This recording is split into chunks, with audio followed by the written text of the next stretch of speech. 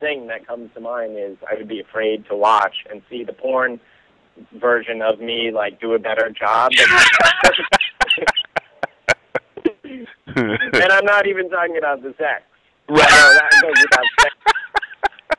And so, I'm interested in the show, too, from, like, a sociological standpoint, too. Like, I mean, why do you think the show sort of took off? I mean, it's obviously well-written, but is there something...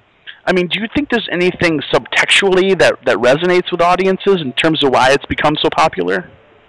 I do think that the reason why the show went from being successful to being super successful is that one of the ways in which they retooled it was by adding the other two girls, and making it actually more like sort of a mainstream, kind of like a Friends. And I know the hardcore fans of the show hate that aspect of it. They want it to just, like, I think the people who, like, are the true hardcore nerds appreciated more when it was more a couple of guys, and none of them had girlfriends, and they were all sort of outcasts and all felt unlovable. And the show sort of changed from that to having them all in relationships and all dealing with being in relationships. And I think, although that pissed some people off, I think it gave the show a much wider appeal. And I can tell just from the people that, approach me about it these days, as opposed to when the show was first started going, because now they have every demographic covered. Old people and kids, and they've just, like, there's, like, no question in my mind why it's the #1 sitcom. I mean, they have a wide net with the show's appeal. So, yeah, it's about these, I guess I can't really, as part of that, I can't answer. I don't know why everyone is so into these science guys, other than just the characters are so well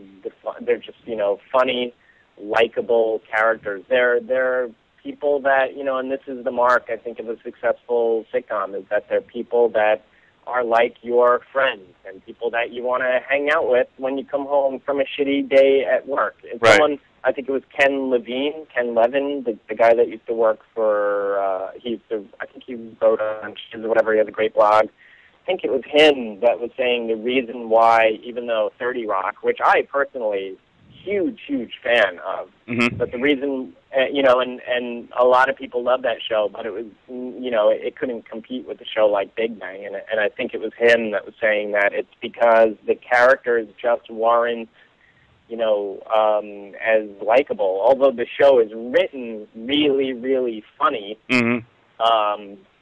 the jokes are really funny. You need to, the central characters have to be characters that you love and want to hang out with. Right. I think they do, I think they strike that balance with Big Bang. Sure. Yeah, that's a really long-winded answer to a question that I can't answer. I don't know. And if you had, I just have a couple more. And if you had carte blanche on that show, would you? I mean, if you could write an episode, what would you have Stewart do? I would love to see Stewart out,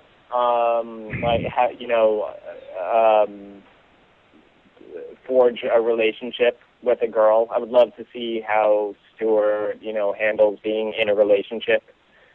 Yeah. Okay. And then, Stewart's been sort of, noticeably absent the last few episodes. So, I mean, there's only a few more episodes to go for the season, so will we see him return? No, not this season. I'm not in any more this season. I think they're done for the season. Okay. Yeah. And then, I mean, I hope to return next week. I haven't heard that they've taken away the comic book set, so that's usually until I hear that they've packed up the comic book store. I think I'm good. That's great. And my last question is, what else is in the works here? What are we? We got Dark Minions and we got the show, but I mean, is there anything else new we can see coming up soon? No, that's pretty much it. I've just been focused on Dark Minions for now, trying to get people to, which is online now, trying to get people to click on that, and hopefully, if that goes, I'll be super busy with that. I mean, if they, I obviously will still do Big Bangs if that does go. Okay, and then Dark Minions, I'm sure, will be something that will probably come to DVD sooner or later, too, right? If the show gets picked up for series, right now it's part of their pilot program, and whether it goes to series will be based on how many people watch it and leave, positive reviews. So if it does get picked up, then yeah, I'm sure they will distribute it. It'll be easy to get online, or I'm sure they'll eventually have their stuff available on DVD. That's awesome. And then, I guess my last question, I mean, if you want to leave me with, I've done this a few times with some of the people I've talked to in the past. I wanted to see if you could leave me with your best joke. Not a joke teller, per se, but I just remembered what I just felt funny that it's not, I don't have good jokes. I don't tell jokes. I can't think of any, but except for one that, it's not my best joke. I'm sure I have better jokes, but it's the joke that I remember right now. Okay. Can I tell that one? Absolutely. Okay. I did not come up with this joke. Okay. So there are these two old guys sitting on a porch, and one of them says to the other, "Hey, how's your Alzheimer's doing these days?" And the guy says, "Oh, it's doing real good. I'm on this new medication." And the other guy says, "Oh, what's it called?" And he says, "It's called, what is that? The thing with the petals and the stem, and it's got thorns." And the other guy says, "A rose?" And the other guy turns and he says, "Hey, Rose, what's the name of my new Alzheimer's medication?" That's good. That's not my best. That's good. That is, not my gold, but it was one that I remember.